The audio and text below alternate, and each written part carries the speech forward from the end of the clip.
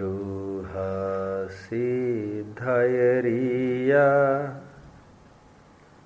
उज्झाया साहु पंच पर मेठी ते विहु चिट्ठहिया दे तम्हा आदाहु में शरणम सम्मत्तं सन्नाणं सच्चारितं हि सत्तवं चैव चौरो चिट्ठहियादे तम्हा आदाहु में शरणम।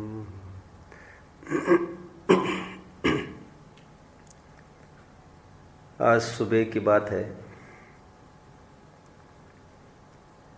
एक नन्ही सी गुड़िया सुबह सुबह बहुत रो रही थी। ख्याल में आ रहा था कि उसको माँ नहीं मिल रही है।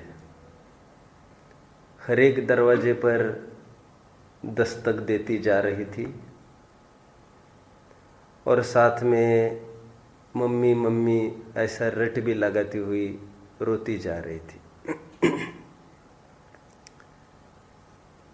थोड़ा सा विकल्प आया कि क्या ये हम जैसों को भुलाए हुए मातृ प्रेम को पुनर्जीवित करने के लिए ये प्रचार तो नहीं कर रही है? क्या हम एहसान फरामोश तो नहीं हो गए? लोक की सर्वोत्तम व्यक्ति हमारी माँ, क्या हम दूध हरामी तो नहीं हुए? ये उस लड़की की तरफ देखकर निरंतर मातृ प्रेम ख्याल में आता था और माँ की प्राप्ति के लिए ऐसा लगता था उसको अभी इस समय में कोई विश्व का भी सर्वोत्कृष्ट ऐश्वर्य का भी प्रलोभन उसको देवे तो भी उसके लिए सब रूखा फीका सूखा सुना था। एक माँ की ही रट लगाई जा रही थी। लोक में भी ऐसा होता है। जब भी मेले में माँ बच्चे को लेके जाती है, बच्चे को बार बार समझाती है, बेटा मेले में उंगली पकड़कर रखना, छूट न जाए, क्योंकि उंगली का छूटना मतलब जीवन भर अनाथवत रहना। हाँ, लेकिन लड़का थोड़ा बड़ा हो जाए, रास्ते पर यह हवा घूमने में समर्थ समझदार हो जाए, उस उम्र में भी यदि वो माँ की उंगली पकड़ना चाहे, चलना चाहे, तो निंदनीय होगा। थोड़ा विचार करो। प्रारंभिक अवस्था में उंगली छोड़ देगा तो कहाँ गुम हो जाएगा इस दलदल में पता तक नहीं चलेगा। एक पनाह ही हट जाएगी। शेल्टर रूफ, सहस्त्र संकटों को छाती पर झेलने की सामर्थ्य वाला व्यक्ति ही जब नहीं होगा, क्या हालत होगी आप कल्पना कर सकते हैं। हाँ, जिस प्रकार अभी उंगली छोड़ना निंदनीय है, उसी प्रकार आगे भी ये उंगली पकड़े रखना ये भी समाज में निंदा का विषय बनेगा। क्या मम्मी मम्मी करता रहता है, अभी तो बड़ा हो गया। ये उदाहरण मात्र है। ये जगत भी बहुत बड़ा, एक विश्व भी बहुत बड़ा मेला है। ध्यान रखना कहीं हम इस भूल भुलैये में खो न जाए, मोहाक्रांत न हो जाए। इसलिए सुधी जन जिनवानी माँ का आंचल नहीं छोड़ते हैं, नहीं छोड़ना चाहिए। जब तक माँ पास में है, आप सब जानते होंगे, मेरे पास माँ है। आप समझ गए? नहीं समझे? एक फिल्म का डायलॉग बहुत सुपरहिट चली फिल्म, जिसमें वो भाई ये कहता है, बहुत साल के बाद मिले वाला भाई ये कहता है, आज मेरे पास कितने कल कारखाने हैं, कितने फैक्ट्रीज है, कितनी प्रॉपर्टी, कितनी जायदाद है, क्या करता है तू यहां पर, चल मैं भी तुम्हें लिफ्ट दूंगा। क्या क्या है तुम्हारे पास? मेरे पास मां है। मां में कितनी सारी बातें आती है ये कहने की आवश्यकता नहीं है। वह जीव जो जिनवानी से दूर रहता है उसकी हालत कैसे होती है इस जंजाल में, ये विचारणीय है। हम देख रहे हैं। और कोई संतुष्ट संतृप्त जीव है जिनवानी का आराधन करते हुए, जिनवानी का स्वाध्याय पठन पाठन करते हुए, उसके पास बाहर की कितनी भी प्रतिकूलता है, वो तो एक ही बात कहता है, मेरे पास मां है। सब कुछ विछोह हो जाए, किसी भी कीमत पर मैं ये बर्दाश्त नहीं कर सकता। बहुत महिमा है, बहुत महिमा है। लेकिन उदाहरण में अभी घटित करो फिर से, इस जग जंजाल में, इस मेले में जितने काल तक मां का वियोग होगा उतनी आकुलता, उतनी आपत्ति होगी। इसलिए कलश 4 में आत्मख्याति में लिखा, जो जिन वचन में रमण करते हैं वे स्वयं मोह का वमन करते हैं। जिन वचसी रमनते ये स्वयं वांत मोहा। जो जिन वचन में रमण करेगा उसका मोह उच्छेद को प्राप्त होगा। ऐसा प्रारंभ में ही एक चेतावनी वहां पर दी है। हाँ, लेकिन यहां पर उदाहरण के साथ कोई सिद्धांत घटित करेगा, दिखाएगा कोई। एक पर्टिकुलर अवस्था के लिए कमजोर हालत में जिनवानी के बिना रहना ठीक नहीं है, लेकिन बाद में बोलिए जिनवानी का सहारा कब तक लेंगे? बाद में ये जिनवानी भी हमारे लिए बाधा न बन जाए। इसलिए पांडे राजमल जी ने ऐसा लिखा इसी कलश की टीका करते समय। कौन सा कलश था मुक्ति? वो कलश कौन सा था? जिन वचसी रमनते ये स्वयं वांत मोहा, उभय नई विरोध ध्वंसिनी स्यात् पदांके, वो वाला छंद है। जो जिन वचन में रमण करते हैं उनको जगत की कोई भी ताकत परेशान नहीं बना सकती। दरअसल कोई भी प्रतिकूलता हमको तब तक परेशान नहीं बना सकती जब तक हम उसको थोड़ा भाव न देवे। आप समझ में आता है? हम भाव देते हैं उनको। जब तक मेंढक पानी में है तब तक सांप उसको निगल नहीं सकता। सांप तो ताक में है, ये मेंढक बाहर आए तो निगल लो। अब जानते इस रहस्य को? नहीं जानते। जब तक वो पानी में है तब तक उसकी सुरक्षा है, सांप नहीं निगल सकता उसको। This is by nature. जब तक हम जिनवानी में है तब तक दुनिया की कोई प्रतिकूलता नहीं दिखती है। इसकी कलश की टीका करते समय पांडे राजमल जी ने एक बात लिखी, किसी ने पढ़ा होगा तो उन्होंने एक बात लिखी, ज्ञानियों को शास्त्रों की अटक नहीं है। कभी पढ़ा है आपको? आपने नहीं पढ़ा। ज्ञानियों को शास्त्र की अटक नहीं है। अटक नहीं है समझ में आती है? अटक नहीं है मतलब शास्त्र नहीं है अपने पास तो बेचैनी नहीं होती है। अटक नहीं है, लगाना जीवन इसी में है, लेकिन बाय चांस सूतक लगे, पातक लगे, कभी 6 महीने का लगे, कभी सालों तक का पातक लग सकता है। ऐसी प्रतिकूलता में हम फंस जाए, आजीवन पातक लग सकता है। अरे गूंगे बहरे अंधे हो जाए, कोई चांस ही नहीं होवे जिनवानी के अध्ययन का, तब भी ज्ञानियों को शास्त्र की बोलो अटक नहीं है। इसलिए बनारसी दास जी ने और एक बात लिखी आगे। बनारसी दास जी ने एक कदम और आगे बढ़ाते हुए एक बात लिखी, जहां तहां फैली जिनवानी। क्या लिखा? सुना है? ये पढ़ा है कभी? सुना? जहां तहां फैली जिनवानी मतलब जिनवानी में जो बात कही थी, आंख उठाकर कहीं भी प्रकृति की ओर देखो, जिनवानी को जो कहना था वो तुम पढ़ सकते हैं, प्रकृति से पढ़ो। समझ में आता है? अकलंग स्वामी ने तो एक जय घोष किया राजवार्तिक की टीका में, कौन है जो दिगंबरत्व को नहीं मानता? कौन है जो नग्नता को नहीं मानता? पशु पक्षी पेड़ पहाड़ नदी ये सब नग्न ही है, बाय नेचर नग्न है। आंख उठाकर जो अच्छे से प्रकृति को भी देखेगा, इसलिए मैं कहता हूं प्रकृति खुली पुस्तक है, देखना सीखो। आप कहीं भी देखेंगे आपको वैराग्य होना चाहिए। जगत, फिर तत्वर सूत्रकार कहते हैं जगत का स्वभाव हुआ संवेग वैराग्य अर्थम। अब कोई भी घटना को देखो, ओहो ये क्या तमाशा है। अभी शादी के लिए उत्सुक थे ये नेमी, और फिर अचानक ये क्या हो गया। कैसे भोग में प्रवृत्ति के लिए लालायित हुए थे, कितने सजे धजे थे, और एकदम ट्विस्ट हुआ, एकदम मोड़कर एकदम गिरनार की तरफ ये निकल रहे हैं। कहा गजकुमार समूह शरण में जाने के पहले कह रहे ये लड़की किसकी है? सोमिल ब्राह्मण की लड़की थी, आप जानते हैं, इस लड़की से मुझे शादी करना। और कहा तो समूह शरण सुन के आए, कहा तो दूसरे दिन राज्याभिषेक, और कहा तो तीसरे दिन एकदम वैराग्य।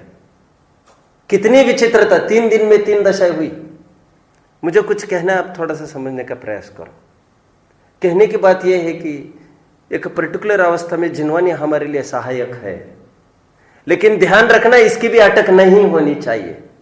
इसलिए मुनि राजों के पास चलता बोलता जो ग्रंथ है, उनके पास बाहर की कोई सामग्री हो न हो कोई मायने नहीं रखता। क्षण क्षण में अंतर्मुख हो, बोलो, क्षण क्षण में अंतर्मुख हो, जो अपने सिद्धों से बात करने की सामर्थ्य रखते हैं, उनको पुस्तकों को और पन्नों को पलटने की आवश्यकता नहीं हुआ करती। एक टेनिस पटु है, कोई मैं नाम नहीं जानता, वो अपने पास एक वर्ल्ड फेमस टेनिस पटु है जिसने कई कप्स भी हासिल किए हैं। वो अपने पास एक सेक्रेटरिस्ट रखता है। थोड़ा विचार करना, सभी विचार करना। सेक्रेटरिस्ट समझते हो आप? उसका इतना ही काम है, तुम्हारा काम इतना ही है, मुझे डिप्रेस नहीं होने देना, मुझे कॉन्फिडेंस बढ़ाते रहना। और रात दिन वो साथ में चलता है, वो सेक्रेटरिस्ट उसका। तुम्हारा काम मेरे माइंड को संस्कारित करना है, कोई भी हार मुझे प्रतिकूल नहीं करना चाहिए। थोड़ा विचार करो। और इसके बल पर वो सब वो रहस्य बताता है, इतने कप जीते हैं, निरंतर सेक्रेटरिस्ट। मेरा माइंड ठीक है तो सब ठीक है। आप सब समझ रहे बात को? एक आदमी था, उसको व्यंतर सिद्ध था। व्यंतर बहुत सेवा करता था। आकर कुछ पाप का ऐसा उदय आया, अंत में वो आकर बोला व्यंतर उसको, आज से तुम्हारी तबाही चालू होगी, आज से तुम्हारा रोजाना एक एक नुकसान चालू होगा। तुम क्या चाहते हो, मैं कहां से चालू करूं? तुम सबसे इष्ट वस्तु बताओ, तो मैं उसको सबसे अंत में नाश करूंगा। अभी इतना तुम्हारा पुण्य है कि मैं तुमको पूछूं। तो उसने सबसे पहले एक बात मांगी, मेरा दिमाग अच्छा रखना। तो व्यंतर ने सबसे पहले माथा ठोक लिया अपना। बोले कोई भी नाश करते समय सबसे पहले हम तो दिमाग पहले खराब करते हैं। अब हम तुम्हारा क्या खराब कर सकते हैं? जिसका दिमाग ठीक है उसका कुछ नहीं बिगड़ सकता, जिसका दिमाग ही ठीक नहीं है उसका कुछ भी नहीं सुधर सकता। इसलिए मैं हमेशा कहता हूं, मैं कहीं बाहर भी जाता हूं, लोग मिलते हैं। अब आप जैसे एकदम हट्टे कट्टे लोग भी मैं देखता हूं, और ऐसे भी देखा हूं, मैं नेक्स्ट साल गया हूं, उनको लूले लंगड़े देखा हूं। कुछ भी आश्चर्य नहीं, कुछ भी आश्चर्य नहीं है। तो मैं और एक जगह गया तो बहुत जनों ने ये कहा, फिर वो ऐसे ही एक दशा हुई, एक्सीडेंट हुआ, जिसमें एक्सीडेंट मतलब कि पैरालिटिक अटैक हुआ किसी को, हाथ पैर काम नहीं कर रहे उनके, लेटरिन बाथरूम का समझ में नहीं आ रहा है, और तो और बोलना भी नहीं जानते अभी, सब खत्म हो गया अभी। और फर्स्ट बेंच के member, madam notes at the age of 45-50 age, as a teacher रहे हुए, वैसे 50+ होंगे। और एक ही साल पहले मैं उनको कह गया था, बंद करो अभी ये कमाना धमाना बंद करो, पार्ट टाइम मत करो धंधा, फुल टाइम करो। गवर्नमेंट ने आपको रिटायर कर दिया है, लेकिन आप एक्स्ट्रा कोचिंग्स के नाम पर 40-40, 50-50 हजार का मोह क्यों रखे हैं? वैसे लड़के को तो रुचि है नहीं धर्म की, आप अपना साध लो। हाँ पंडित जी, करना तो यही है। कैसे करेगा अभी? ऐसा लगा ये आदमी जब अवसर था, अच्छा होश नहीं ली। खैर मुझे तो क्या कहना है, अब हर प्रकार से प्रतिकूलताग्रस्त वो आदमी सामने खड़ा है। मैं समझ रहा था वो आदर सम्मान व्यक्त करना चाह रहे, वो बोल कुछ नहीं पा रहा है। वो जय जिनेंद्र पंडित जी इतनी भी उसकी हालत नहीं रही, ना हाथ जोड़ सकता ना बोल सकता है। तो सब जन वहां पर बोलने लगे, ऐसी ट्रेजेडी हुई, ऐसी ट्रेजेडी हुई। मैंने एक प्रश्न उनको पूछा, जो हम यहां से बोलते हैं क्या आप उसको समझते हैं? तो मैंने कहा आपका कुछ नहीं बिगड़ा है। समझ खत्म हुई तो सब खत्म हुआ। आदमी बिल्कुल नॉर्मल दिखता है और समझ ही नहीं कुछ पा रहा है। पागलों की कौन कमी है?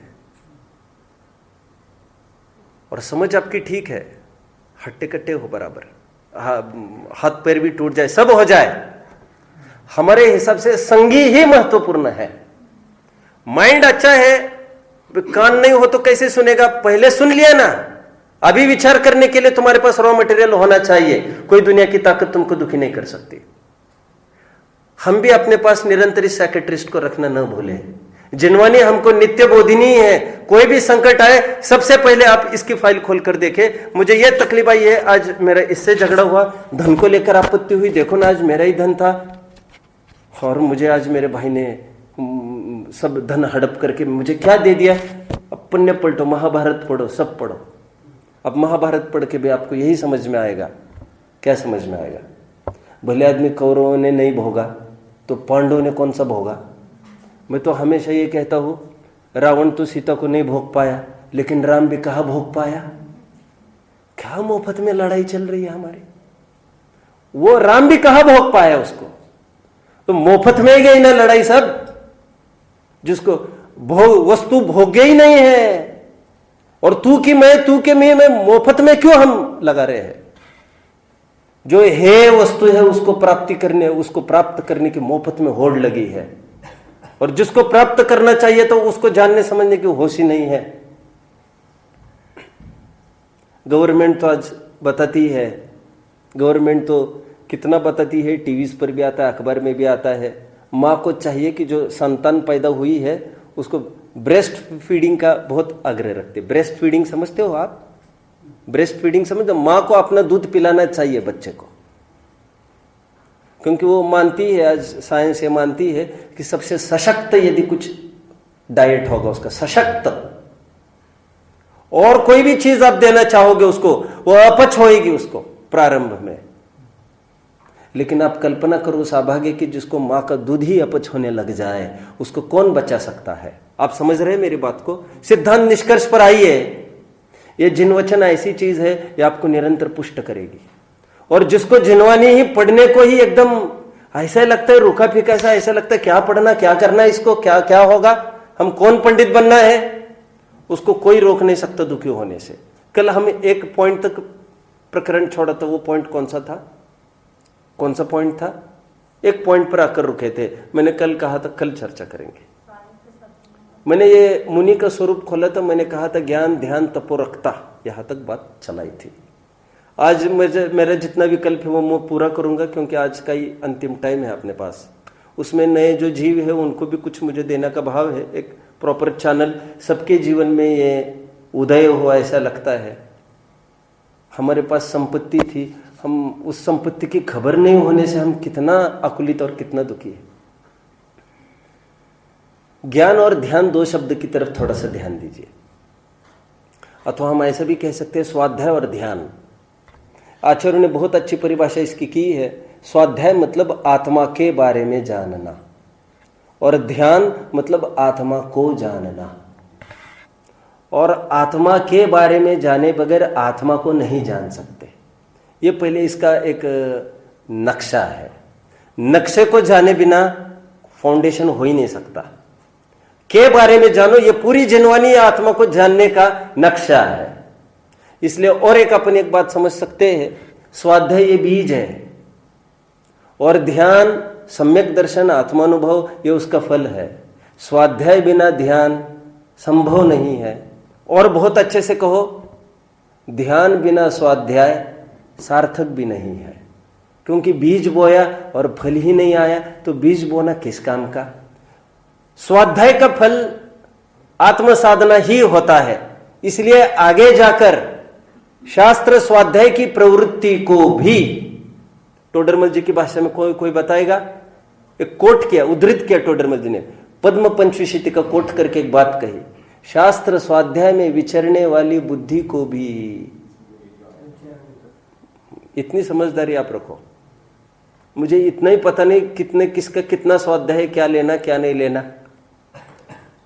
शास्त्र स्वाध्याय में वर्तने वाली बुद्धि को भी व्यभिचारिणी कहा।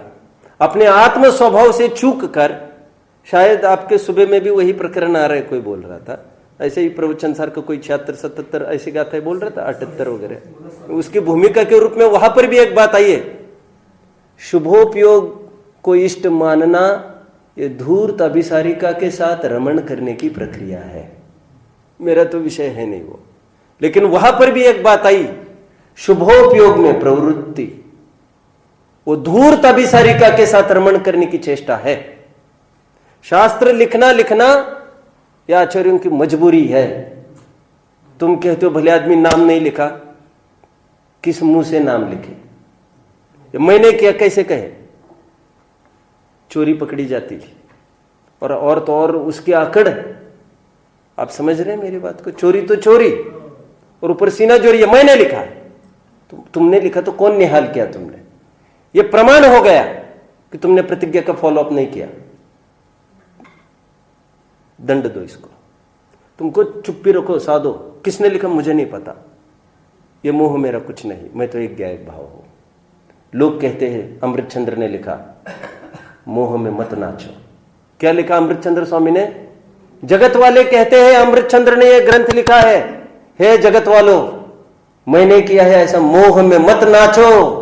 अमृतचंद्र तो स्वरूप गुप्तस्य, अमृतचंद्र सूर्य कर्तव्यम एव न किंचिद अस्ति। अमृतचंद्र का सचमुच इसमें कुछ भी कर्तव्य नहीं है। ज्ञान राग तो मेरो मिलो, करनो धरनो तनु को मिलो। किस मुंह से कहे हमने ग्रंथ किया है? चोरी पकड़ी जाएगी, चोरी पकड़ी जाएगी। हमसे कोई गलती होती है तो छाती ठोक कर तो नहीं कहते, हम गर्दन झुका के हाथ जोड़ के उसको लैमेंट रिग्रेट करते हैं। ज्ञान ध्यान की चर्चा चल रही है। स्वाध्याय का फल आत्म ध्यान है। आत्म ध्यान के जितने भी इच्छुक जीव हो, वे आत्मा को भली भांति ग्रंथों से समझे बिना कदापि उनकी मनसा शांत नहीं हो सकती। इसलिए भरपूर अध्ययन करना चाहिए। स्वाध्याय के जरिए 6 द्रव्य 7 तत्व, हमको बराबर कौन सी विवक्षा से क्या कहा गया, निश्चय क्या, व्यवहार क्या, निमित्त क्या, उपादान क्या, द्रव्य क्या, गुण क्या, पर्याय क्या। द्रव्य गुण पर्याय जानने के लिए तत्व और सूत्र का 5वां अध्याय क्या चीज है, सब पूरा बेस हमको पता होना चाहिए। कब तक होगा ये नहीं पूछना, या फिर टाइम क्राइटेरिया नहीं पूछना। टाइम क्राइटेरिया वो पूछता है जो उबता है उससे। यहां पर तो धगज वाला जीव चाहिए, रात दिन एक करके बराबर आत्म तत्व को समझने की जिज्ञासा धगज होना चाहिए। गणधर जैसा जीव है, द्वादशांक पाठी है, ये आप सब जानते हैं। गणधर को कितना ज्ञान होता है? 4 ज्ञान का धारी, मति श्रुत अवधि मन पर है। द्वादशांक पाठी श्रुत केवली होते हैं ना, वे नियम से। गणधर नियम से श्रुत केवली होते हैं। द्वादशांक पाठी क्या नहीं आता उनको, मेरा प्रश्न है। क्या नहीं आता, मेरा प्रश्न है। जिनको सब कुछ आता है, उनका और भगवान का अविनाभावी संबंध है। बराबर रात दिन वहां पर हाजिरी लगा रहे, रात दिन। जिनको सब कुछ आता है, वो 1 मिनट भी वियोग नहीं कर रहे। नया कोई प्रमेय उनको नहीं मिलता, नहीं मिल सकता। और सालों तक अपने गौतम कितने 30 साल तक बराबर पीछा किया। आप सब जानते होंगे, तीर्थंकरों का विहार होता है तो गणधर, प्रतिगणधर, रिद्धिधारी, ये बराबर उनका भी विहार होता है। इनका कभी भी वियोग नहीं होता। भोजन पान उनका नहीं होता, निहार नहीं, कुछ नहीं, समोशरण में ही उनका पूरा जीवन निकलता है। और भगवान चले गए तो गणधर भी निकल जाते हैं। फिर वे किसके लिए रुकेंगे? जिनको सब कुछ आता है, द्वादशांक पाठी है, वे बिल्कुल एलर्जिक ने रात दिन पढ़ते हैं। हमको तो कुछ भी नहीं आता है, हमको तो कितना उत्साह से उसमें उतरना चाहिए था। कभी कभी ऐसा भी लगता है, पहले दिन के विद्यार्थी को जितने उत्साह उमंग होता है, उत्तरोत्तर जो हमें 10 साल हुए, 20 साल हुए, हमारे एकदम ढीला पुरुषार्थ एकदम शिथिलता की तरफ बढ़ने लगता है। और वही बातें सुनकर फिर अनुत्साह सा बना रहता है। वो जो जोर पहले दिन था मोक्ष मार्ग में, पहली प्रतिकूलता आई थी तो एकदम सुध लेके भगवान के सामने प्रतिज्ञा करी थी, हे भगवान अभी यहीं पर पूरा जीवन लगाना है। और सर्वोत्कृष्ट साधारण लोग के मिनिस्टर को भी कोई वर्ड देकर उसको फॉलो नहीं करते हैं, उसका क्या फल होता है? ये 3 लोग के नाथ को जो एक बराबर वचन देकर बराबर फिर राग में उलझने की चेष्टा करता है, उसको कोई सुनवाई नहीं होगी। फिर अवसर बार बार नहीं आते हैं। स्वाध्याय कैसे करें, थोड़ा इसको बताया जाएगा अभी। स्वाध्याय के वैसे तत्व और सूत्र में 5 अंग कहे हैं। तत्व और सूत्र का एक सूत्र है, ये 90वें अध्याय में आप यदि पढ़ते हैं तो उसमें पूरे तप का निरूपण आया है, वहां से आप पढ़ सकते हैं। थोड़ा मैं इसको पहले खोलूँ, फिर अपने प्रकरण में अभी फिर पूरा इसमें लूंगा। मैं प्रैक्टिकल जो कहना है वो 5-10 मिनट में मैं आता हूँ। सम्यक ज्ञान चंद्रिका में एक चर्चा छेड़ी भूमिका में, उसके सम्यक ज्ञान चंद्रिका की पीठिका है, भूमिका है, उसमें एक चर्चा छेड़ी। शंकाकार ये कहता है कि क्या होता है शास्त्र पढ़ने से, पैसा कमाओ। एकदम स्थूल जीव है ये, तो एकदम स्थूल जीव है। तो फिर उसका ये भी कुतर्क है उसमें कि धनियों के पास बड़े बड़े पंडित आकर पनाह लेते हैं। क्या कहा? धनियों के पास बड़े बड़े पंडित आकर पनाह लेते हैं। धन नहीं होगा तो कहां से होगा ये सब? इसलिए धन कमाने का उद्यम करें। अब पढ़ लेना उसको, पेज अब बिल्कुल प्रारंभ में हो गए 12वां-15वां प्रश्न होना चाहिए। अर्थ का पक्षपाती कहता है, इस नाम से प्रश्न है। तो टोडरमल जी ने कहा रे पापी, यहां से उत्तर चालू किया है। और फिर यह कहा है ये जो धन आता है वो कैसे आता है तुम जानते हैं? पुण्य से आता है। और पुण्य कैसे आता है तुम जानते हैं? ये जिनवानी का श्रवण करने से, पठन पाठन करने से जितना पुण्य होता है इतना किसी से नहीं होता। तेरा पुण्य होगा तो धंधा नहीं करेगा तो भी वो काम होगा, और तेरा पाप का उदय होगा तो जहां जहां धंधा पैसा कमाने को जाएगा लूट जाएगा वहां पर। पहले तो ये बात ली, फिर और एक जन खड़ा हो गया शंकाकार, अर्थ का पक्षपाती खत्म, उसको बाजू में कर दे। एक तो ये तो एकदम भ्रष्ट आदमी है, ये पैसे के आकड़ वाला है। ये टोडरमल जी कहते इंद्र आदि आकर सम्यक दृष्टियों की पूजा करते हैं, तो पैसे की महिमा आकर यहाँ पर आकर क्या क्या बोला मैंने? इंद्र आदि जो वैभव में अतिशाली है वे भी पय सुरनाथ जजे है, वो सम्यक की इतनी महिमा है। फिर और एक जन खड़ा हुआ, दान करो तो कोई दम है। क्या बोल रहा है वो अभी आगे आकर? कोर्ट है, कोर्ट। एक कटघरे में कौन खड़ा है? एक कटघरे में कौन खड़ा है? एक स्थायी है, कौन? शास्त्राभ्यास का पक्षकार। एक कटघरे में अभी अभी कौन आके गया? अर्थ का पक्षपाती, सबसे बड़ा रुपया, बाप बड़ा ना भैया, निकल जाओ, उसको कहा। सेकंड, अभी आकर खड़ा हुआ एक दान का पक्षपाती। अब वो ये कहता है दान करो तो कोई बात है, उसमें कोई दया धर्म होगा, इसमें क्या होगा? तुम्हारे शास्त्र पढ़ने में क्या रखा है? बहुत अच्छे उत्तर दे रहे टोडरमल जी। अपन वकील की जगह रख लो, एक वकील लो, जज लो वहां पर। तो टोडरमल जी वकालत में एक बात कह रहे हैं, तू दान करना चाहता है, ठीक है, तुम कौन सा दान करोगे? कौन सा दान करोगे? इसे दान तो 4 है, आहार दान करोगे क्या तुम? उसको पहला प्रश्न पूछा। आहार दान सदा काल तो नहीं कर सकोगे तुम, मैं मेरी भाषा में बोल रहा हूं। आपने तुम्हें मुनि का योग कब आएगा? हम देखो ना कितने अभागे हैं, हमको आज तक भी योग नहीं बना है, आगे बनेगा क्या मालूम। देखकर ऐसे तो नहीं लगता कुछ। आहार ठीक है, और आहार दान दे भी देगा, वो सामने वाले पर कितना उपकार करेगा। एक बार तू भोजन किसी को खिलाएगा तो कितने टाइम का उसका काम निकल जाएगा? 3 घंटा 4 घंटा। कोई मुनि हो तो 1 दिन का काम निकल सकता है। आहार देकर कितना पार पड़ा तुम्हारा।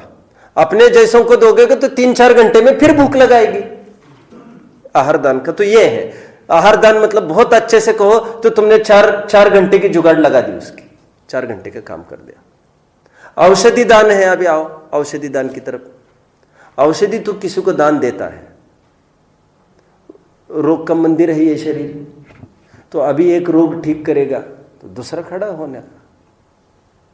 वो कोई निरोगी तो कोई परमानेंट नहीं बनाएगा ना तू, फिर दवा लगेगी नहीं लगेगी, मान के चलो लग भी जाए तो यह अवसर कब आना और कितनी देर ठीक रखेगा वो। औषधि दान भी बहुत ही तात्कालिक इफेक्ट वाला है। 2 आहार दान, औषधि दान 3rd। अभय दान की बात ले हम, कोई छिपकली जीव को खा रही है, उस जीव को बचाना चाहा, कोई बिल्ली चूहे को खा रही, उस चूहे को बचाना चाहा हमने। कहां तक पीछा कर पाएंगे हम? कहां तक? वो हम चूहे को कैसे बचाए, प्रश्न ये है मेरा। और चूहे को कहीं भी रखेंगे और चूहा ही दूसरी चीजें खाने लग जाएगा, तुम क्या क्या मना करोगे? और अभी हाल तुमने अलग कर दिया और फिर वो तुम्हारे पीठ पीछे क्या क्या करोगे तुम? ये कोई प्रैक्टिकल उपाय नहीं है। तो अभयदान का भी बहुत तात्कालिक है, कुछ बात नहीं जम रही है। चौथा रहा ज्ञानदान। ज्ञानदान एक ऐसी प्रक्रिया है जिसमें तू किसी को बहुभावांतरों के अभाव को कोई उपाय बताएगा तो वो आएगा ही नहीं यहां पर, वो यहां पर फिर से भूतल पर आएगा ही नहीं, हमेशा हमेशा के लिए उसका संकट हो जाएगा, निपट जाएगा। इसलिए आप जानते हैं जैन शासन को एक नाम दिया है, सर्वोदयी शासन। एक ट्रेन चलती है, जानते हैं, सर्वोदय एक्सप्रेस। हम जैनियों के मांग से चलती है वो। जैन धर्म को एक नाम क्या दिया संबंध भद्र स्वामी ने? सर्वोदय तीर्थ, ऐसा नाम दिया। एक प्रश्न उठा, सर्वोदय मतलब तो जिसमें सबका कल्याण हो। एक प्रश्न उत्पन्न होना जायज है। क्या प्रश्न उत्पन्न होना जायज है? सबका कल्याण कैसे हो सकता है? संज्ञों का ही तो हो सकता है कल्याण, असंज्ञों का कैसे कल्याण होगा? संज्ञों का सीधा कल्याण हो जाएगा।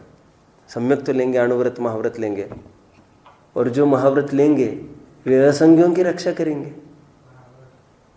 तो उनका कल्याण हो ही जाएगा बाबा। एक सजग कोई जीव होता है तो सभी जीव को प्रोटेक्शन मिल जाता है। एक अच्छा राजा है तो कोई पशु भूखा नहीं मरेगा अभी यहाँ का। एक अणुव्रती है, एक महाव्रती है, पूरे सर्वोदयी है, वे ही सब जीवों का कल्याण। कल्याण मतलब दया, दया धर्म जिसको कहते हैं। तो सिद्ध क्या हुआ कोर्ट में अभी? ज्ञानदान सर्वोत्कृष्ट है और शास्त्राभ्यास करने के लिए वो तो कह ही रहा है तुम्हें ज्ञान दान करने के लिए पहले पढ़ना तो पड़ेगा। शास्त्राभ्यास वाले की जीत हो गई, अब जा सकते हैं। थर्ड, फिर एक जन आकर खड़ा हुआ है अभी। उसका यह कहना है, तप का पक्षपाती खड़ा है अभी। कौन खड़ा है? क्या होता है पढ़ने से, ग्रंथों को पढ़ने से क्या होता है? तप करो तो कोई दम है। और बहुत बड़ा पेटा है इसका, बहुत बड़ा पेटा है तपस्वियों का। तप मतलब क्या कहना चाहते हुए? उपवास करो, 10-20 उपवास करो तो कोई बात है, ग्रंथ पढ़ने से क्या होता है? Okay okay okay. Todarmal ji की शैली है, उपवास कर रहा है एक आध जन और एक जन कह रहे शास्त्र स्वाध्याय करेंगे हम। हालांकि दोनों विरोधी नहीं है कोई, क्योंकि उपवास करके कोई शास्त्राभ्यास कर सकता है, शास्त्राभ्यास करके उपवास कर सकता है। लेकिन कोई पक्षपाती की बात चल रही है आपने। कोई तप का पक्षपाती था, उसने ये क्लेम किया उपवास करो आदि करोगे तो कोई दम है। तो टोडरमल जी उसको पूछते हैं क्या बात रखी वहां पर, किसी को याद है? अच्छा तुम तप करोगे, तब 2 प्रकार के हैं, एक बहिरंग और एक अंतरंग। तुम बहिरंग करोगे कि अंतरंग करोगे? सबसे पहले यह प्रश्न पूछा। यदि बहिरंग करते हो, बहिरंग तप तो शरीर का दमन करता है, काय का क्लेश करता है, और अंतरंग तप है वो मन का, तृष्णा का दमन करता है। और स्वाध्याय यह अंतरंग तप है। और जितनी समय स्वाध्याय करेगा इच्छा का निग्रह होगा ही होगा। और ऐसे ही स्वाध्यायी जब उपवास आदि करेंगे तो वो रंग लाएगा। इसलिए कहना पड़ा, तत्वर सूत्र के बाद लिखा है, आपने पढ़ा होगा, 10 अध्याय परिच्छिन्ने तत्वार्थे पठिते सती फलम स्यादुपासस्य भाषितम जिन पुंगवे। क्या अर्थ हुआ इसका? 10 अध्याय परिच्छिन्ने तत्वार्थे पठिते सती, जो तत्वार सूत्र को पढ़ेगा उसको एक उपवास का फल लगेगा। यह आचार्यों को इसलिए लिखना पड़ा क्योंकि वे जानते हैं ये कितना लगा है उपयोग इसका उपवास में। तो भैया एक उपवास में जितना फल लगता है, तुम एक बार तत्वर सूत्र पढ़ो, काम हो जाएगा तुम्हारा। अब तत्वर सूत्र पढ़ो, फिर भाव से पढ़ो, सबसे पढ़ो। और हमारे यहां तो इतने प्रमाण हैं, और सभी मुनि के तो आवश्यक में तो है ही। ज्ञान ध्यान तपोरकता अभी कह रहा था मैं, सब कुछ मुनि छोड़ देते हैं, लेकिन ज्ञान और ध्यान इन कभी नहीं छोड़ते। और बल्कि मैं कहूं, ध्यान तो 1/3 काल करते हैं और ज्ञान तो 2/3 काल करते हैं। अब मैं ज्यादा हिसाब में नहीं जाना चाहता, आप नहीं जानते ज्यादा। ये शुद्धोपयोग शुभोपयोग में झूलते रहते ना मुनिराज, तो शुद्धोपयोग में जितने काल रहते उससे दुगना काल शुभोपयोग में रहते हुए। अपन मान के चलो शुभोपयोग में अध्ययन करते हो, क्योंकि बाकी विहार निहार कितना होगा ऐसा, तो करते भी हो तो दुगना तो स्वाध्याय करते हैं। आगम चेष्टा तदो ज्येष्ठा, आगम की चेष्टा ही ज्येष्ठ है साधुओं के लिए। स्वाध्याय के 5 अंग की मैं चर्चा कर रहा था, उसको फिर से उठाता हूं। जो पहले दिन का मेंबर है उनका ये प्रश्न होगा, हम हमारे जीवन में स्वाध्याय करना चाहते हैं, कैसे करें? उसको डायरेक्ट प्रैक्टिकल अभी यहां से कुछ चर्चा करेंगे। 5 अंग स्वाध्याय के कहे हैं तत्वार सूत्र में, कौन कौन से हैं? कोई बताएगा? वांछना, प्रचना, अनुप्रेक्षा, आमनाय और उपदेश, 5 लिए। उसे श्लोक वार्तिक में और लिए हैं श्रवण, ग्रहण, धारण, निर्धारण, परिणमन। श्लोक वार्तिक में ये 5 अंग लिए, लेकिन जो अपने बहुप्रचलित है तत्वार सूत्र के, हम उसी से काम चलाते हैं। अभी क्या कहा? वाचना। अब इसको देखें। अभी अपन वाचना मतलब रीडिंग करना। अब प्रश्न ये है, बात ये है, जो आपके वहां पर स्थानिक विद्वान है, अब उनसे जुड़िए। रोजाना आपके स्थान पर कोई स्वाध्याय चलता हो, आप वहां पर नियमित रूप से स्वाध्याय में जाइए। और यह आकांक्षा बिल्कुल न करिए क्या क्या क्या हमको फटाफट समझ में सब आ जाएगा। मैं मेरी स्वयं की आपको दशा बताता हूं। जब मुझे धर्म की रुचि लगी थी, 24 वगैरह साल की उम्र थी, 24-25 साल की शादी हुई थी मेरी, और होने के एक 4-5-6 महीने पहले की बात होगी। बात की धर्म रुचि लगी तो एक बात ये लगी, एक स्पीच सुना था, मैं उसको स्पीच कह रहा हूँ बहुत सोच समझ कर। एक स्पीच सुना तो मुझे लगा इसको अपन को पढ़ना है पूरा। एक साधारण एक स्पीच सुना था, जैन पर आधारित एक स्पीच हुआ। मुझे एक सच उमंग हुई, एक साधारण लड़के का था, मुझे तो कोई याद नहीं कौन था वो लड़का, लेकिन जयपुर से कोई आया था ये जानता था, वो पढ़ता था तब वहाँ पर। कहते थे वो फर्स्ट ईयर में पढ़ता है, मतलब पूरा शास्त्री भी नहीं हुआ था। तो मुझे किसी ने ये थोड़ा कहा कि यहाँ पर तो रोज़ ऐसा स्वाध्याय चलता है, एक विद्वान लेते हैं, कराते हैं, तुम यहाँ पर रोज़ आ सकते हो। तो मैं वहाँ पर गया तो मुझे बहुत अच्छे से याद है, 8-10 महीने वो क्या बोल रहे हैं सामने वाले में बिल्कुल नहीं समझता था। और बिल्कुल फर्स्ट बेंच पर बैठता था मैं, जैसे ये बैठे हैं, ये तो बहुत हतोत्साहित बैठे हैं, क्योंकि मैं तो नोटबुक और पेन लेके बैठता था और मैं एक एक चीज़ नोट करता था, समझता बिल्कुल जीरो था, कुछ ही शब्द ही नहीं समझता था, क्योंकि इससे पहले कोई नमोकार मंत्र का अर्थ भी नहीं जानता था मैं। कभी मंदिर में जाने का काम नहीं, स्थानकवासी संप्रदाय में रहे, और श्वेतंबरी कोई समाज वहाँ पर कुछ थी नहीं, दिगंबरों में कभी गए नहीं, मंदिर की कभी देहरी चढ़ी नहीं, ऋणम कृत्वा घृतम पीवेत वाला अपना जीवन चल रहा था, और I was happy in that life. मैं स्वयं को सुखी समझता था। तो 8-10 महीने केवल सुनता था मैं, मुझे कुछ भी समझ में नहीं आता था ये क्या बोल रहे हैं, लेकिन एक बात जरूर समझता था मैं, इसमें से कहीं मार्ग निकल आएगा, बाहर मार्ग निकल आएगा। मुझे बहुत अच्छे से कहूँ तो प्रथमोन्योग की अपनी घटना है। बोलिए, ग्वाले का जीव है, गाय भैंस चराता है, उसको क्या तो आता होगा उसको, लेकिन वो इतनी सी बात समझ गया था कि कोई अतिशयकारी चीज होना चाहिए, ग्रंथ। ऐसा कुछ चमत्कार हुआ है कि इस पेड़ को आग नहीं लगी, कुछ अतिशयकारी चीज होगी, इसको कोई अतिशयकारी जीव होगा, उन्हीं को दिया जाए। और अतिशयकारी जीव मतलब उसको नग्न दिगंबर मुनिराज ही लगे। ये मिरेकल है। क्या क्या क्या है ये? मिरेकल है। मिरेकल समझते आप? अतिशय समझते? सर्वोत्कृष्ट अतिशय है ये। भगवान की तरफ देखकर ख्याल में आता है कपड़े के बिना भी जीवन हो सकता है। ये सर्वोत्कृष्ट चमत्कार है। भोजन के बिना भी जीवन हो सकता है। रोटी कपड़ा मकान, बेसिक नीड इतना तो चाहिए, बेसिक नीड है, ये तो बेसिक नीड है। इस पर चौकड़ी लगाई है, मुद्रा को देखकर रोटी कपड़ा मकान भी जाने कहाँ छिप गए हैं। सामने अपना मुंह ही नहीं दिखा रही है, इनको कोई पूछने वाला नहीं रहा यहाँ पर। हम कुछ पागलों ने सोना चांदी को कीमत बढ़ाई है, उन मुनियों को जाकर पूछो उनकी कीमत, तो आपको अच्छे से ज्ञान में आएगा। और जब तक पागल लोग यहाँ पर रहेंगे तब तक सोना चांदी अपने अपने कॉलर ऊपर करते रहेंगे। और जैसे मुनियों का प्राबल्य बढ़ता जाएगा, सोना चांदी जाने कहाँ पर जाकर छिप जाएंगे, कोई कीमत ही नहीं ना, कौन पूछता है। तो मैं आप सबको कहना चाहता हूँ, आप ऐसी उम्मीद ना करें कि आपको पहले दिन से कुछ समझ में आने लग ही जाएगा।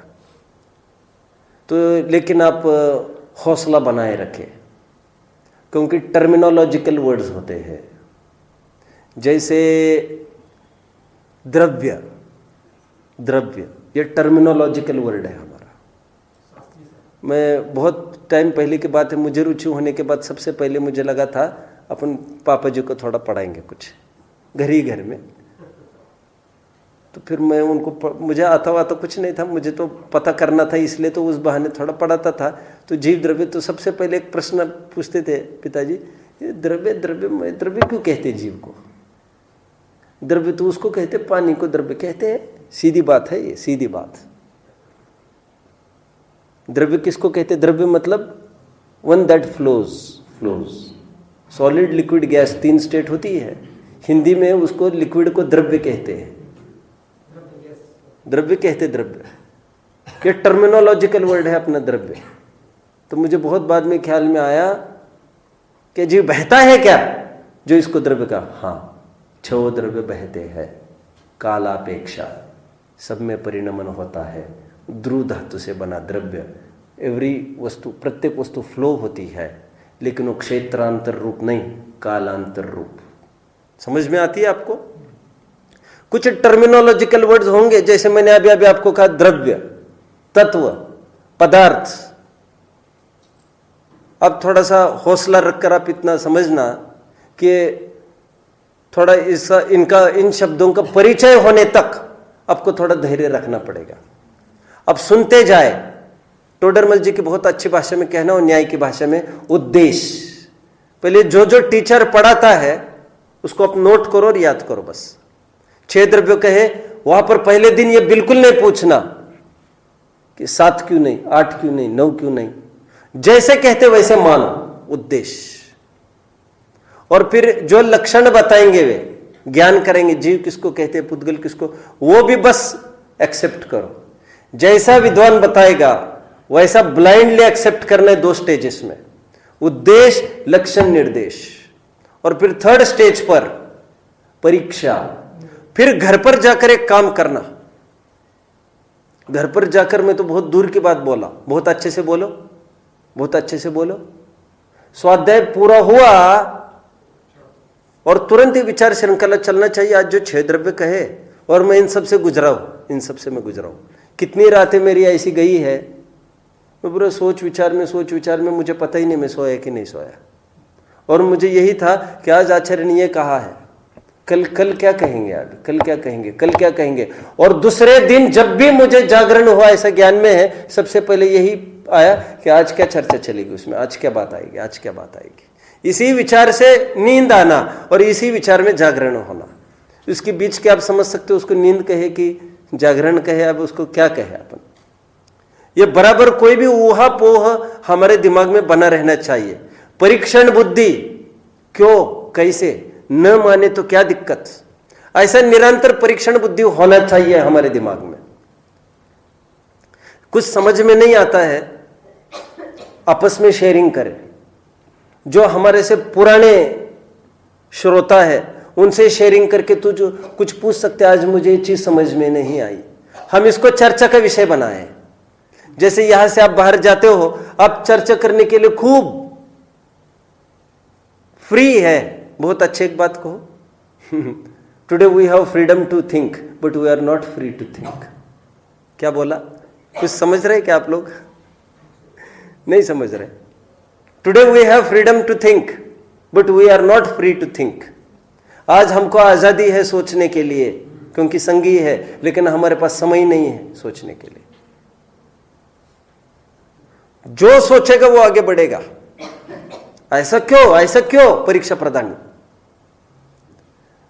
निरंतर पूछते रहे, आपको सफलता मिलेगी ही ऐसा भरोसा मैं नहीं दिलाना चाहता आपको।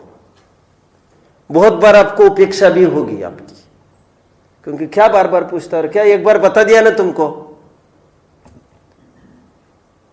लेकिन ये गर्जी का मार्ग है, मर्जी का मार्ग नहीं है। डॉक्टर हमको कितना भी पीछे हटाए, हमको रोग ठीक करना है, हम उसके साथ बड़ी नम्रता से और विनय से ही पेश आते हैं। हम समझते हैं हमारे जीवन की चाबी इसी के हाथ में है। थोड़ा इनके आके नजरें टेढ़ी हो गई, खेल खत्म, मरने के लिए तैयार हो जाओ। डॉक्टर के साथ जैसा हम बर्ताव करते हैं रिस्पेक्टफुली, वैसा समबुद्धि वालों से कोई भी, आपको कब टाइम मिलेगा, हम आपको कब पूछने आए, इनसे ने और 10 जनों से पूछते रहे, 10 जनों से पूछते रहे हमारे समझने के लिए। इतने से भी आपको नहीं पड़े कुछ, आपकी हिम्मत भी हो जाए, अब डायरेक्ट विद्वान से संपर्क करें, उनका समय लेवे, पूछे, शिविरों में आए जाए, विद्वानों से भी थोड़ा परिचय रखे, उनको विनय से नम्रता से कुछ पूछे, क्योंकि वे अपने अपने विचारों में होंगे, उनके कुछ काम चल रहे होंगे। पुस्तकें लिखना करना फ्री नहीं होता है, कोई व्यस्त रहते हैं, इसके बाद वो, उसके बाद वो, उसके बाद, क्योंकि उनका तो जीवन ही है वो। आपको बहुत नम्रता से, आपको तरकीब चाहिए उनसे समय कैसे लिया जाए, और उनको नम्रता दिखेगी तो वो तुमको कोई चीज देंगे। दुनिया में तो दूसरों की तिजोरी हमको हड़प करनी है, तब तो माथे पर बंदूक लेकर हड़प सकते आप, लेकिन किसी से विद्या सीखनी है और आप ये रीति नीति अपनाएंगे तो जितना आता है उतना भी भूल जाएगा वो। तो यहां पर तो नम्रता का काम है, याद दिलाने की आवश्यकता नहीं है। बोलो, घटना बोलो रामायण की, लक्ष्मण को बोल दिया नम्रता। एक कहावत चलते, विद्या विनयन शोभते, मैं उसको पूरी करता हूं अभी। इसका अर्थ क्या है, विद्या विनयन शोभते, विद्या की शोभा विनय से है, लेकिन मैं अभी बात को पूरी करता हूं। विनय से विद्या की शोभा इतनी बात नहीं है, विनय बिना विद्या आती भी नहीं है, यह पहली बात है। शोभा फोभा की तो बात की बात है, बहुत दूर की बात है। आप नम्रता रखे, वाचना, पूछने में हिचकिचाए नहीं आप। अब जितनी शंकाएं आपके अंदर रखोगे, डॉक्टर को कोई भी एक चीज कहना आप संकोच करोगे, आपका निदान हो ही नहीं सकता वहां पर। और कभी आप बातों बातों में कभी डॉक्टर ये पूछता है आपको कैसा लग रहा है अभी, अब केवल उनके अच्छे लगने के लिए कहेंगे आप सब कि हाँ ठीक है अभी, तो उसमें एक आपत्ति है। क्या आपत्ति है? देखो, कोई भी डॉक्टर होता है वो 8 दिन की दवा देता है और कहता है 8 दिन के बाद फिर मिलने आना। हमको लगता है वो पैसा लूट रहा है, लूटपाट नहीं कर रहा है वो तो एक स्टडी करता है, स्टडी। अच्छा ये नहीं चली आपको दवा, फिर ये लिख कर दे, वो तो स्टडी करता है, वो तो लूटपाट की कोई बात नहीं है वो, क्योंकि नया नया माल आता है मार्केट में। अब वे कहते हैं अब ये इस पर ये काम करेगा, अभी इसको तो कोई दिक्कत है ही नहीं, वो तो मरीजों के ही जरिए तो काम करेगा। वो कैंसर की दवा पहले निकली थी ना, दवा निकालने वाले ने कैंसर के कीटाणु स्वयं अपने में डाल लिए थे पहले। क्यों? किस किस को बार बार पूछेगा अब कैसा लग रहा है, अब कैसा लग रहा है? वो स्वयं फीलिंग करता था, स्वयं दवा लेता जाता था और उस जरिए शोध खोज करते थे ये। और थोड़े पागल भी होते ही ये वैज्ञानिक, ये जान पर खेलने की ताकत रखते हैं। और हम तो सब भुक्तभोगी है दुखों के, हमको तो नया कोई आफत मोलना नहीं है। कोई मुनिराज ने हमारे पीछे शादी नहीं करी थी, यह बताने के लिए शादी में कितना दुख होता है। रोजाना लड़ाई झगड़े सबके देख ही रहे अपन। वाचना, नम्रता से पूछे, विनयवान होकर पूछे, सभा में भी यदि अनुमति हो, विद्वान का भाव अनुकूल हो, वहां पर बहुत विनय नम्रता से आप वहां पर पूछ सकते हैं। जैसा समाधान सभा में होगा वैसा समाधान बाहर हो, ऐसा बहुत कम अवसर होता है, बहुत कम। तो अवसर नहीं छोड़े। विद्वान की जितना ज्यादा से ज्यादा लाभ होगा हम आपको मिलना चाहते हैं अलग से, आप हमको कब टाइम देंगे? हम आपसे ये पढ़ना चाहते हैं, आप कब पढ़ा सकते हैं हम आपको? बड़ी नम्रता से जितना मौका मिलेगा छोड़ना नहीं, वाचना, पृछना, पूछना, हेजिटेशन नहीं करना पूछने में, वाचना। अब फिर कभी यह भी कहना हमने यह सोचा इस प्रकरण में, आपको क्या लगता है? टोडरमल जी की रहस्यपूर्ण चिट्ठी इस मामले में पढ़ना चाहिए। आपने ये शंकाएं लिख भेजी थी, हमने ये समाधान लिखे हैं। और भी तुम्हारे देखने में कुछ आए तो हमको बताना। साधर्मियों को आपस में बोलो, साधर्मियों को आपस में बोलो, तत्व चर्चा ही चाहिए, वहां पर लिखा है। वाचना, पृछना, फिर क्या करे? जरूर ग्रंथों को छोड़कर एकांत के लिए जरूर समय निकाले, जरूर समय निकाले। Company is good, nice company is good, but solitude is bliss. क्या कुछ समझे? बहुत कठिन है समझना। अच्छी कोई कंपनी है तो अच्छा है वो, लेकिन जो बिना कंपनी का काम है वो वरदान है। अभी समझे आप? समझे? कुछ नहीं समझे। अच्छी कंपनी मतलब बुक है हमारे, जिनवानी है हमारे पास, तो आपका समय अच्छा रहेगा। लेकिन इसके बिना भी जो समय है वो उससे अच्छा रहेगा, ये मुझे कहना है। कैसे अच्छा उससे अच्छा कैसे रहेगा? इसलिए श्रीमद जी को कहना पड़ा, जितना पढ़ते हैं उससे ज्यादा चिंतन की आदत डालना चाहिए। वाचना, पृछना, अनुप्रेक्षा, अनुप्रेक्षा मतलब चिंतन करो। आज जो हमने पढ़ा उसका क्या रहस्य है? कुंद को ऐसी क्या आवश्यकता पड़ी है लिखने की? ये गाथा न माने तो क्या आपत्ति है? इस गाथा को यदि हटाते हैं तो क्या आपत्ति है? टीकाकार ने नया क्या डाला इसमें? समझे? सोचो सोचो। मैं इसको कहता हूं रीड बिटवीन द लाइन्स। क्या बोला? क्या बोला? कुछ नहीं समझे? लाइन से लाइन्स, दो लाइन के बीच में गैप होता है, वो गैप हमको कुछ बताता है। क्या बताता है? रुको, दूसरी लाइन पढ़ने के पहले थोड़ा सोचो। अभी जो इसको कहते हैं, क्या कहा मैंने? Read between the lines. जल्दबाजी मत करो, पढ़ता है तो पढ़े डालता है, टोडरमल जी की भाषा में। सुना किसी और को सुना डालता है, प्रयोजन पर दृष्टि नहीं। टोडरमल जी क्या कहते हैं? प्रयोजन पर दृष्टि नहीं है इसकी, पढ़ने के लिए पढ़ता है, कोई कोर्स पूरा नहीं करना है हमको। वाचना, पृछना, अनुप्रेक्षा, चिंतन करो। आमनाय मतलब उसका बार बार घोलन मनन करो। और उपदेश का कहीं योग बनता हो, जरूर उपदेश भी चालू करो। घर में चर्चा, घर चर्चा रहे धर्म की, इतना तो सब बोल रहे हैं। आज सुबह पंडित जी के स्वाध्याय में क्या आया? क्या चलेगा कल? मैं आपको याद दिलाना चाहता हूं, समय तो थोड़ा जाएगा। सोनगढ़ की परंपरा थी, 8 बजे प्रवचन चलते थे। क्या? कितने? 8 बजे, 8 से 9 प्रवचन होते थे सुबह गुरुदेव के।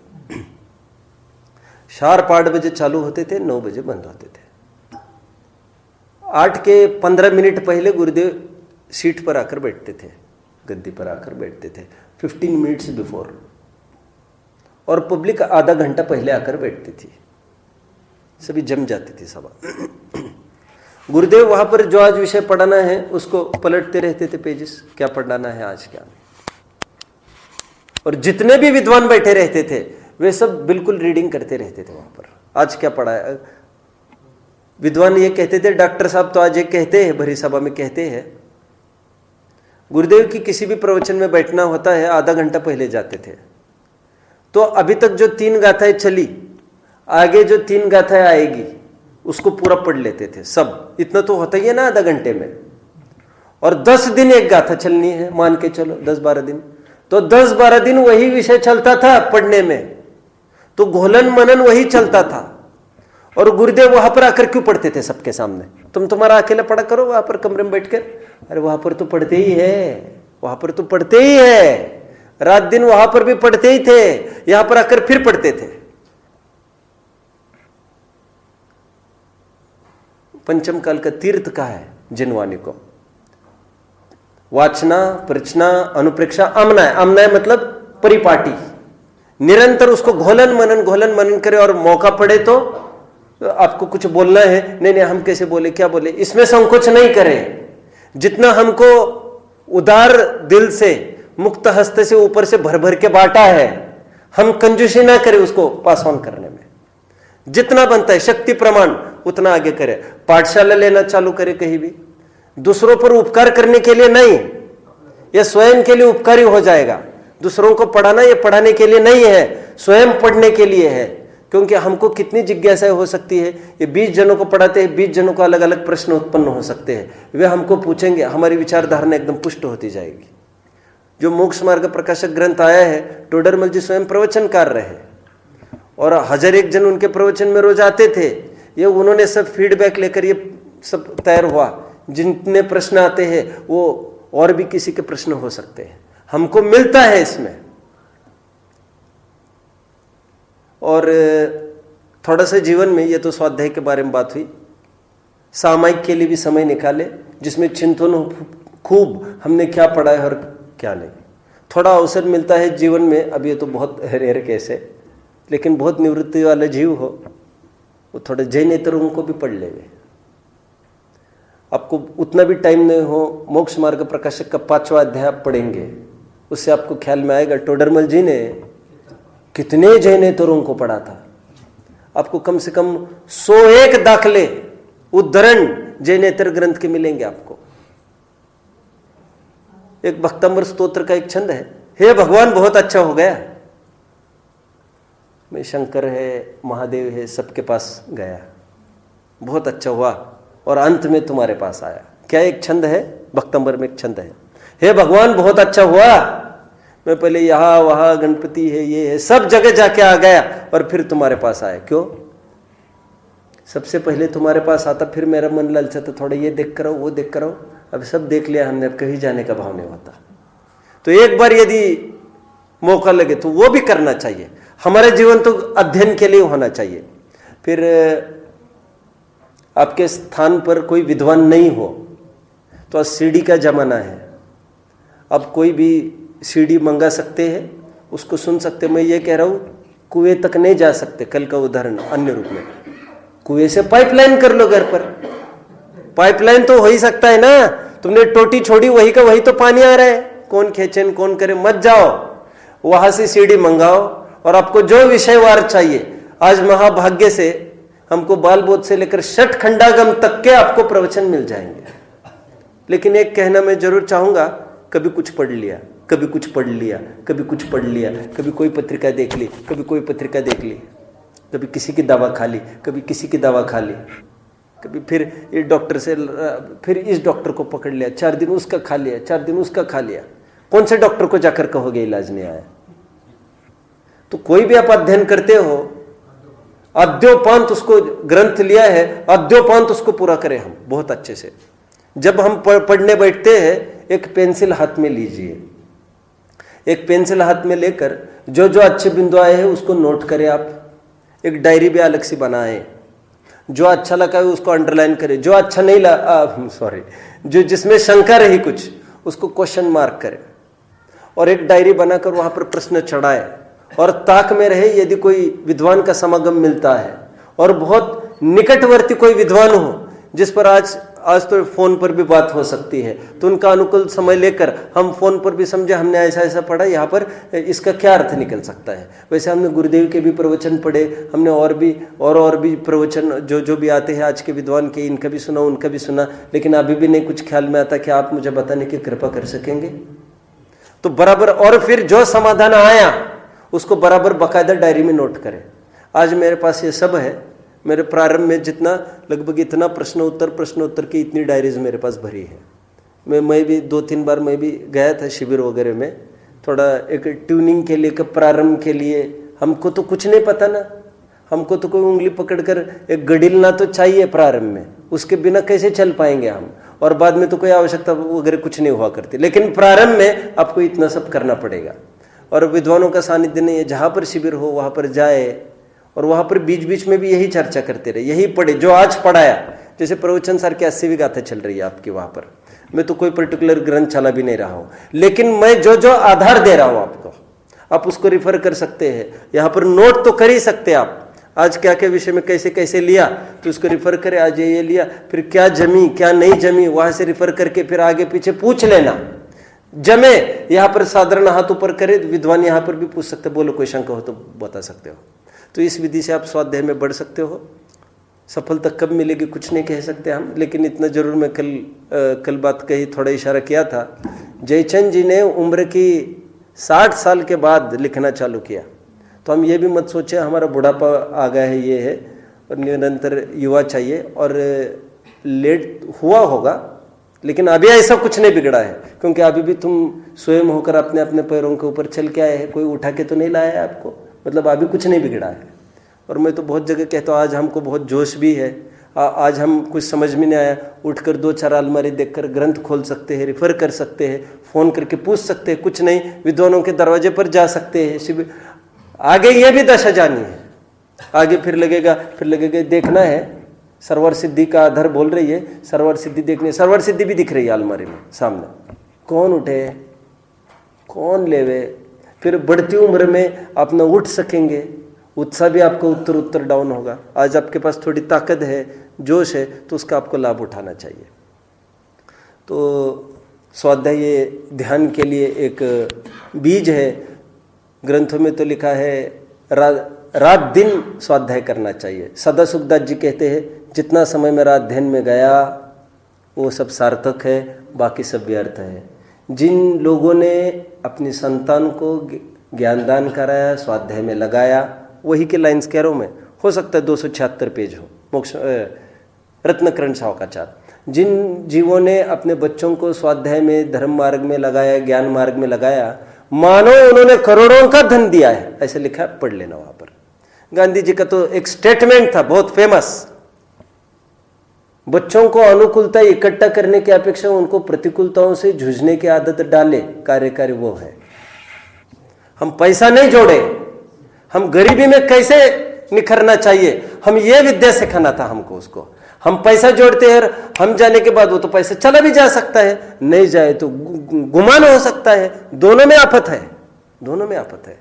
शूज थोड़ा टाइट हो तो मात्र पैर को तकलीफ है, लेकिन थोड़ा बड़ा हो शूज तो गिरेगा और मुंह फोड़ेगा स्वयं का। आप सब समझ रहे हैं, थोड़ी प्रतिकूलता हो, पैसा कम हो तो कैसे, जैसे पैसा बढ़ जाए गुमान हो सकता है, और आफत है उसमें, तो और आफत है।